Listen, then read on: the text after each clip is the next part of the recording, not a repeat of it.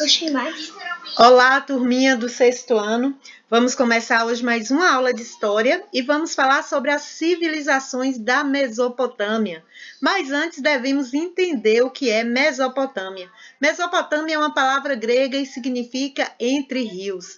Então, é um nome dado a uma comprida faixa de terra cortada por dois grandes rios que são o Tigre e o Eufrates. Esses rios eles desaguam no Golfo Pérsico. A Mesopotâmia ela fica situada entre a Europa, a Ásia e a África. Devido à sua localização entre dois importantes rios, a Mesopotâmia acabou atraindo muitos povos que ali se estabeleceram e fizeram história. Aqui ao lado vocês estão vendo o mapa onde mostra essa região aí da Mesopotâmia.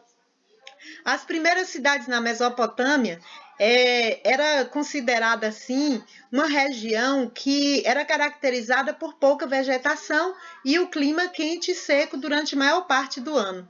Então, os povos que habitaram nessa região, eles superaram aí desafios e aproveitaram as águas do Tigre e também dos Eufrates para irrigar a terra, cultivar alimentos e assim evitar os longos períodos de fome que eram tão comuns naqueles tempos. Nessa região, vários povos eles construíram cidades e nos deixaram aí um importante legado. Foi também na Mesopotâmia que se desenvolveu aí um dos primeiros sistemas de escrita do mundo. E entre os povos que habitavam a região estavam os sumérios, os acádios, os amoritas, os assírios e também os caldeus. Falando um pouquinho sobre os sumérios, eles se estabeleceram no sul da Mesopotâmia há cerca de 4.000 anos antes de Cristo. Isso mesmo. E formaram importantes cidades como Uruk, Eridu e Lagash. Essas cidades, pessoal, elas eram independentes umas das outras e cada uma delas tinha seu próprio governo. Por isso, essas cidades eram chamadas de cidades-estados. Para proteger suas cidades, os sumérios construíam em volta delas muralhas altas e com várias torres defensivas. Cada uma dessas cidades possuía um rei e uma divindade protetora. O rei morava em um palácio e era visto como servidor que governava em nome da divindade. Os pomares, hortas e áreas de cultivo ficavam nos arredores da cidade. Já dentro das cidades ficavam as casas, as ruas, as pontes, os templos religiosos, os zigurates e também os palácios. Então, para os sumérios, o palácio tinha uma grande importância social, pois, além de ser a sede do governo, era também centro de poder e de riqueza. Os templos eram moradas dos deuses e possuíam várias repartições que serviam como casas, armazéns e também oficinas. Já os zigurates eram monumentos religiosos na forma de pirâmides, em degraus e rampas, para se chegar ao topo. Então, aqui vocês estão vendo a imagem de um palácio e também de um zigurate. Quanto ao desenvolvimento da escrita, durante muito tempo se acreditou que a escrita ela surgiu primeiramente na Mesopotâmia. Novos achados arqueológicos, porém, indicam que em diferentes partes do planeta várias escritas foram desenvolvidas em datas relativamente próximas, como as do Egito, Mesopotâmia, Índia e China, todas elas anteriores aí a 3.000 anos antes de Cristo. Na Suméria, o desenvolvimento da escrita não ocorreu de uma hora para outra. Foi o resultado de um longo processo que se originou da necessidade de controlar os recebimentos e pagamentos dos templos, palácios e também a circulação de produtos. Os primeiros registros da escrita cuneiforme são de cerca de 3.000 anos antes de Cristo. Os sumérios eles escreviam em tabuinhas feitas de argila úmida e colocadas no sol para secar.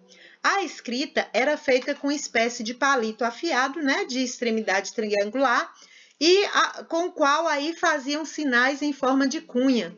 Por isso, essa escrita recebeu o nome de escrita cuneiforme.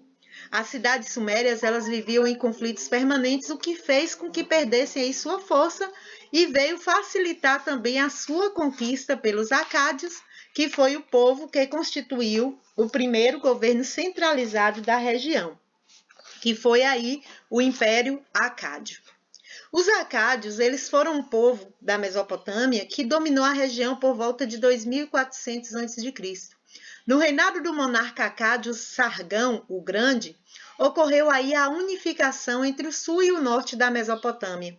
Os acádios eles dominaram os sumérios da região e incorporaram vários de seus aspectos culturais. Seu império teve curta duração e durou apenas cerca de 180 anos, enfraquecido aí por rebeliões internas, foi também invadido por guerreiros nômades e também se desintegrou. Já os amoritas eram um povo semita, que veio ali do deserto e se estabeleceu no centro-sul da Mesopotâmia por volta de 1900 a.C., e assim como os acádios, eles também construíram um poderoso império. A partir da cidade da Babilônia, eles iniciaram a conquista da Mesopotâmia e formaram o primeiro império babilônico. Durante o reinado de Hammurabi, o principal imperador babilônico, a Babilônia se tornou um importante centro urbano da época.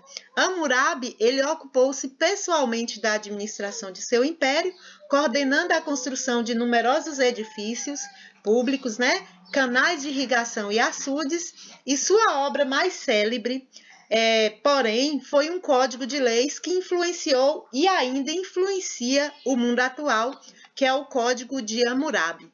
Após o governo de Hammurabi, uma série de povos, como os hititas, conquistaram a Babilônia, causando então a desintegração do império.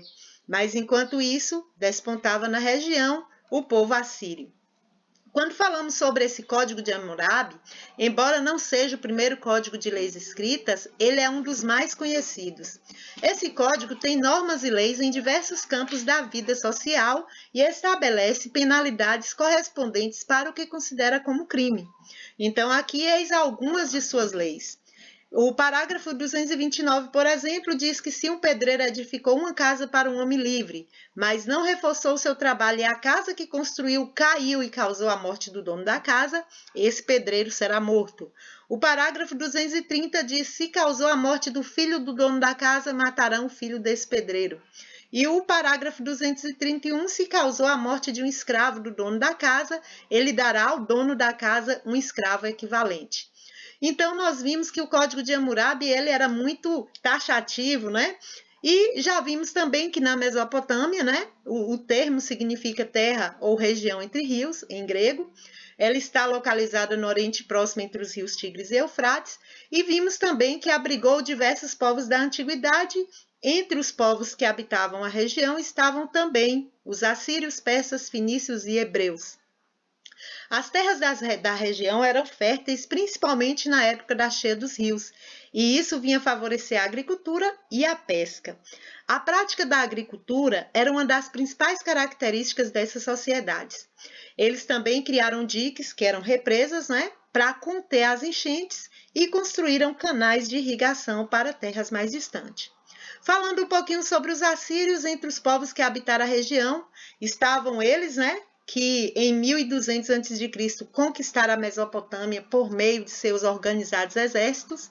O exército tinha grande importância para os assírios, era um povo altamente militarizado e seus soldados eles ficaram conhecidos como temíveis guerreiros que usavam de bastante violência contra os seus inimigos. Além de bem treinado, o exército assírio contava com armas inovadoras como arca e flecha, lanças e também escudos. Já os caldeus, conhecidos também como Novos Babilônios, eles eram de origem semita, eles também se apoderaram de imensas áreas da Mesopotâmia e formaram ali um império que foi o Segundo Império Babilônico. O auge do Império Caldeu ocorreu em 587 a.C., quando Nabucodonosor ele conquistou Jerusalém, ampliou o território do império e forçou os judeus a marcharem como escravos para a Babilônia. O reinado de Nabucodonosor durou 42 anos e tornou-se o período mais próspero da Babilônia, principalmente com a construção das maravilhas arquitetônicas como a Torre de Babel e os jardins suspensos da Babilônia, que foram considerados uma das 7 maravilhas do mundo antigo. Após a morte desse imperador, o Império Babilônico ele foi conquistado pelos persas em 539 a.C., sob o comando do rei Ciro. Quando falamos sobre os persas, nós vamos entender que a Pérsia, ela situava-se ali no planalto do Irã e ali se estabeleceram diversos povos, entre eles os medos e os persas. E os medos, eles dominaram os persas durante muito tempo, mas por volta do ano 550 a.C., Ciro liderou uma rebelião, dominou os povos da região e fundou o Império Persa. Dário I dividiu o império em províncias chamadas sátrapas e, para administrá-las, nomeou sátrapas. Para facilitar as comunicações, o comércio e o deslocamento do exército, ele mandou construir um eficiente sistema de estradas. E, visando a conquista de riquezas e povos, Ciro organizou um poderoso exército e expandiu o império. Seus sucessores Cambises e Dário I continuaram com a política expansionista. Então, aqui nós estamos diante do alfabeto. O nosso primeiro alfabeto foi criado aí pelos fenícios, que habitaram a região do atual Líbano e parte da Síria, numa pequena faixa de terra entre as montanhas. Eles se organizavam em cidades-estados independentes, como Sidom, Biblos e Tiro. Os fenícios eram grandes mercadores e se destacaram principalmente no comércio marítimo. Além disso, praticavam o artesanato e a metalurgia, e a necessidade de facilitar o comércio e agilizar a comunicação com outros povos levou aí os fenícios a desenvolverem um alfabeto em que cada letra correspondia a um som, e não a uma ideia ou objeto. Ele possuía 22 letras, todas elas eram consoantes. Os gregos, então, acrescentaram as vogais. O alfabeto fenício serviu de base para o grego, que deu origem ao latino, no qual se baseava aí o nosso alfabeto. Falando um pouquinho sobre os hebreus viviam da agricultura e do pastoreio próximo da cidade de Ur, na Mesopotâmia, e por volta de 1800 a.C., eles deixaram Ur guiados por Abraão. Partiram em busca de água e boas pastagens e se fixaram na Palestina. A maioria dos povos que habitavam a Mesopotâmia eram politeístas, ou seja, acreditavam em vários deuses. Os hebreus eles foram os primeiros povos a adotar o monoteísmo, que é a crença em um único Deus, e a religião dos hebreus, que é o judaísmo, é a base do cristianismo, religião ali da maioria dos brasileiros. A Bíblia, além de ser um livro religioso, é uma importante fonte histórica para contar a história do povo hebreu. É isso aí, pessoal. Qualquer dúvida é só falar.